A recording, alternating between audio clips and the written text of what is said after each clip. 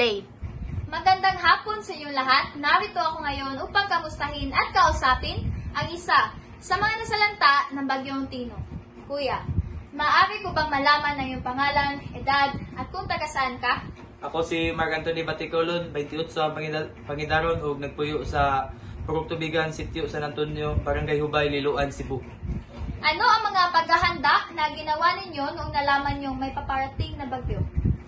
Sa tinud-anay lang gid wa gid ni na kapangandam kay unexpected gid kayo ang tanan.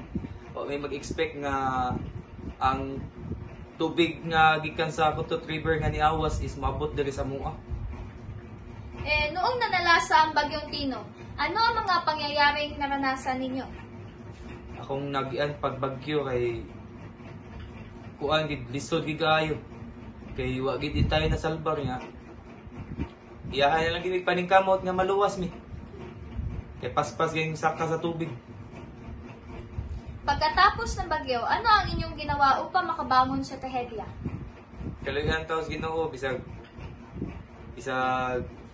nagian tagbaha nya gabi kalapok tungod sa baha. Nagkahiusa taon ni mga kami pamilyaha diri tanan para wag ginabangay og panglimpyo. Bayanihan bitaw. Mayroon bang tulong na naibigay sa inyo ang gobyerno para sa inyong pagsisimula?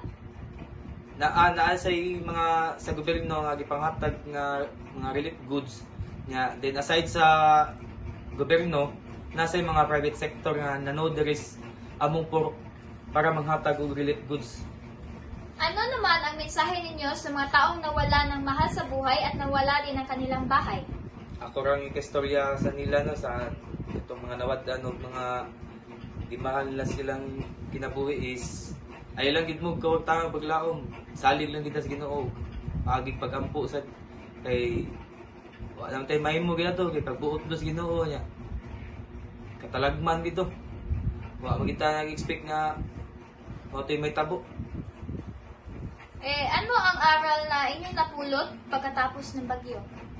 Akong nakuha nga learning sa tong bagyo is kuan dapat anytime gid bisag wa pay bagyo or unsa pa na diha dapat prepare gid ka kay wa mo gud kay bawo sa tong oras gud ug dapat andam gid ta bisag sa unsa nga katalagman nga moabot.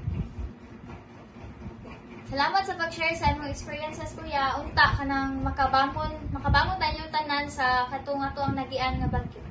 Salamat, Maarto. Bye!